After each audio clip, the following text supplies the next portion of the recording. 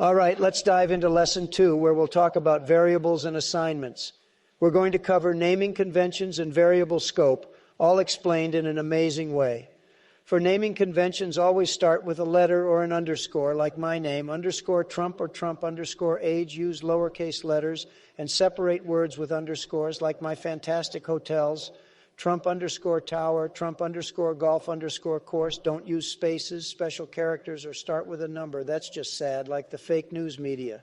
For variable scope, we have two types of variables, global and local, just like my businesses and golf courses.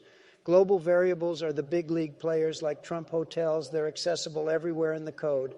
Local variables, on the other hand, are only accessible in specific functions, just like a small local business.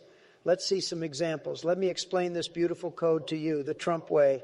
First, we've got some variables with my age, 76 years young, my incredible net worth, $10 billion, and obviously the best president in history, me, Donald Trump. Next, we talk about good and bad variable names. You see, good variable names are clear and descriptive, like Trump underscore age and approval underscore rating.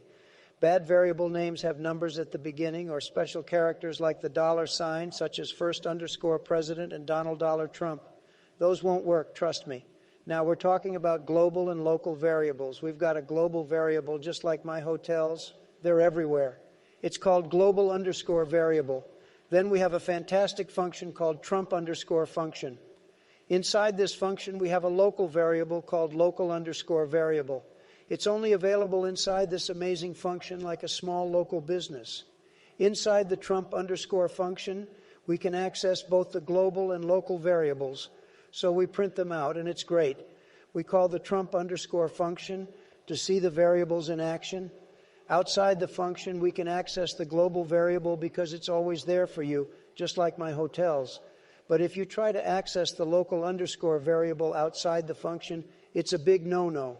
It'll cause an error because it's only available inside the Trump underscore function. And that's the code.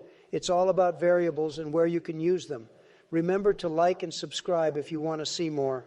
And check out the next lesson in this Python tutorial series. It really helps.